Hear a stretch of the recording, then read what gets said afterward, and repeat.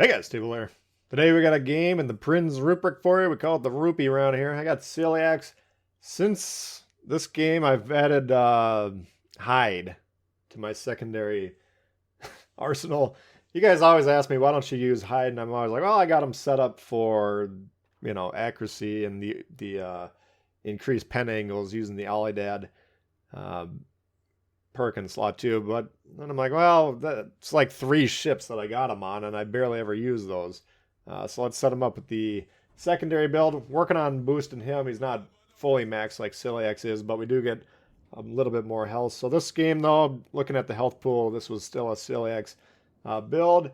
And before we jump into it, giveaways continue. 25,000 subscribers. Today, we got Tier 5 premium ship for you guys. So the giveaways continue on both channels, Tbull, which you're currently watching, and Bull Bites, which if you're not familiar with, shorter clips. The link to that channel is in the description. Giveaways for subscribers of the channel that the giveaway appears on. So here, how do we get it? You're a subscriber to Tbull? Check. You like the video? Check. You go to the comments and you write down your console and your screen name, your gamer tag, that is, exactly correct. No typos, no extra spaces, nothing. Otherwise, you're not going to be able to win. Now, if you do that, and then you are selected as the winner, you will get a Tier 5. Then I will respond to the winner in the comments, ask them which Tier 5 ship they want. It's got to be one that's currently available for doubloons in the store. All right, so Tier 5 on the line here. Go ahead and see if you guys can win that one. Jumping into the game here, land to fire. We got 3 destroyers, no, 4 destroyers per side. 4 battleships, 1 cruiser. All right. And we got a menace for destroyers, the Prinz Rupprecht. Massive secondary effect on this thing. And we'll see what we can get done here. Early spotting on those torps allows us to determine we can just sail right past them. Gearing, as soon as he pops up, we immediately select him as the primary secondary target. That means if he's available and the gunners, or if he's visible, he's within our range, and the gunners have a line of sight on him, he will be the priority target for all those guns that can hit him. All right, otherwise we might see some shots going downrange. He on there with a devastating strike on the gearing. All right, but if we don't select him, maybe the Republic's getting about half those shots, the gearing the other half, and maybe the gearing survives there. So I select the destroyers, and then I leave them selected. Like we'll see in a moment here, we'll select the Kagero, which is on the other side of the map. But we're just going to select him and make sure that if he ever comes close, he'll be the priority target. Look at this vicious attack on the Republic here. The secondary mod's still going. You can see how rapid those shots coming through, how tightly they're grouped 10 kilometers away, just pummeling that guy. There's the Yugumo. That's the one I'm talking about. And see how we selected him? He's not within the secondary range, and so even though he's selected, the gunners still attack the Republic. But if the Yugumo comes creeping around and my attention's divided, well, then they'll automatically attack them. And you can see they even fired down range there. So that's just a little bit of a tip. I always try and select the destroyers if possible, or if we got a ship that's wounded that we need to make sure goes down first or something like that, prevent them from using will to rebuild, whatever. Go ahead and select that. So use the selection for the secondaries. That's a valuable tool. Here we creep forward, trying to fire undetected. You can see now they stopped shooting because we pulled forward just a little bit, but we can fire from cover ideally. And if we're not firing the main guns, well, there's no smoke fire detection penalty for secondaries, so we can just pummel them with damage rather, without taking return fire. We need to get out of here though. We already captured the base, helped the destroyer capture the base. Got some burning damage going on the Republic, but I'd like to get some more damage here. Trying to back up. We're blocked there. All right, so we don't want to dawdle over here. Yeah, sure, there's another cruiser. I think it's a Stalingrad on this side still. But he's going way south, all right? And we talk about drawing ovals around these caps, calling that area. Look on the map, draw an oval around those 3 caps. That's the zone of relevancy.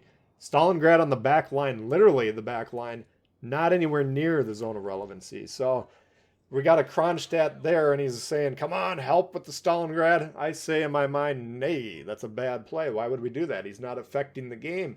If he wants to turn around and sail north 3 squares, well, then he becomes a priority target. Yes, I'll help you with him then, but we do not waste resources. Now, luckily, The Kronstadt, who's at a disadvantage if the Stalingrad's got room to keep sailing away from him, but luckily so far back he ran out of room. Kronstadt actually will take him out, all right? So it winds up being an okay play. And if you want to dedicate 1v1 or one ship to go take a ship that's sailing away, fine. But don't dedicate 4 or 5. That's a good way to throw the game. All right, so we've captured A, largely eliminated the threats over here. Again, the Stalingrad could become a threat, but not currently. And now we're moving into attack B. Red, down on ships, down on score a little bit. They're about 100 down. But in the background, that lead is shrinking, okay? So if they kill a battleship, all of a sudden we would be losing the game. And boom, there's the battleship. Yep. I guess we traded another ship in the meantime as I'm making the point. But relying on the score on this point in time or saying, oh, we're up on ships, not that reliable is the point I'm trying to make. Ships can get sunk very quickly. Flipping caps takes time, takes dedicated attention and intentional execution, I guess is the way to put it. Rupprecht here, good God, that's a battle of secondaries. Luckily the Torps finished him off. And now the threats to the north eliminated. Here comes another destroyer. We got a Sumner here. Point blank range. Did shoot there a little bit. We did see the Yugumo taking damage. I know the Sumner reloads every few seconds though, so he should be taking a lot more damage. The Sumner spending a lot of time lining up torpedo strikes. All right, you cannot do that. All right, what you want to be doing is firing your guns, launch some torps in about this long a time. Boom, boom. All right, that's how long you should aim those torps. Get them in the water. If they hit them, great. If they don't, well, you're probably going to miss because your accuracy is probably about 10% for torpedoes, give or take. So it's not a reliable shot. Don't spend a lot of time doing it. Just use those guns, hammer them with the guns. He who shoots destroyer with guns wins fight. Old Sun Tzu Art of War saying or whatever. All right. Anyway, we're doing all right here. B being flipped. We're up substantially on the ships, but again, they can hammer those down. There goes the Shimakaze, and here comes the Kaba. All right, so closing in on him. Once again, select him. He's within the secondary range. We're not going to just rely on the secondaries. We're going to be shooting with the main guns, seeing what we can do here. But the Sumner, again, a lot of time launching those torps. We got widespreads. Those aren't going to hit him anyways. Widespreads ain't going to hit a destroyer. Come on now. And down he goes. Now, Sumner v. Kaba, close range, especially with a supporting battleship chiming in. The Sumner is probably going to die anyways, but he should have gotten between 5,000 and 10,000 more damage on this Kaba.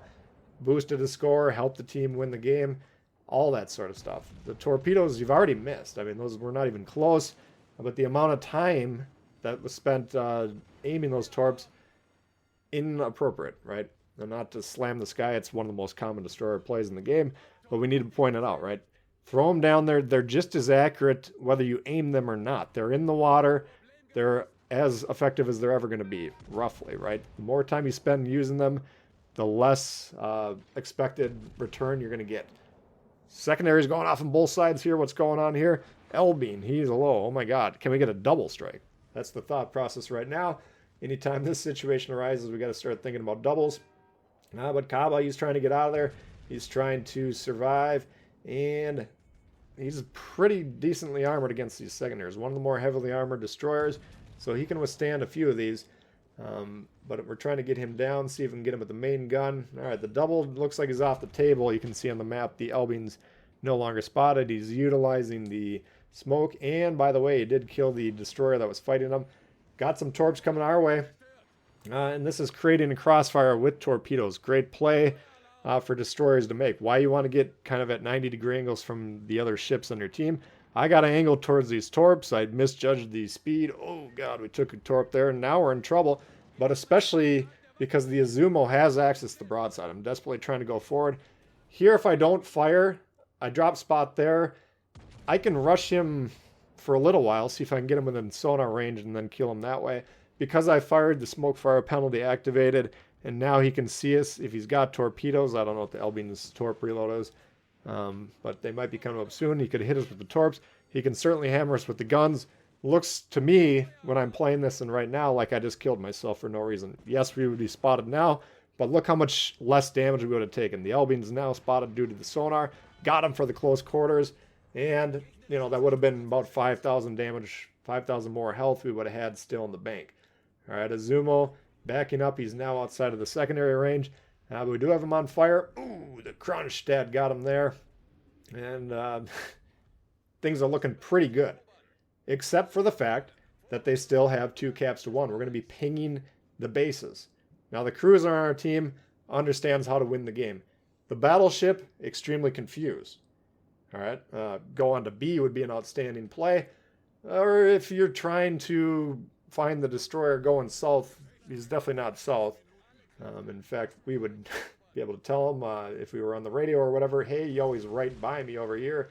But you can read the game situation on the map. No, he didn't sneak by that cruiser over there. And say to yourself, he's likely up here. But getting on B, important, right?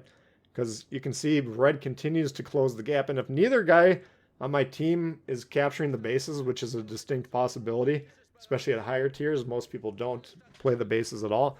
If they kill me, which is, again, likely, he's got to hit me about 2 times in the superstructure and I'll be dead, this game's eminently losable, right? So if we lose a battleship, that's 100 points. Red's up at that point in time once again. So great job by the cruiser working on getting that C cap, ensuring that we're going to win the game, even if I die. Kaba does elect to try and kill me with the guns. We get him with the main gun there, and the secondaries will be chiming in. Can we get him? No, he's got us on the ropes, and in fact, he will kill us right there. But as he drops spot, the secondaries will finish him off for the 3rd close quarters expert. So that's a look at the Rupprecht for you guys. Hopefully you did enjoy it. If you did, please hit the thumbs up. New to the channel, consider subscribing. Lots of World of Warships coming for you all the time. Questions, comments, leave them below. Love to hear from you, and we'll see you later. All right, peace.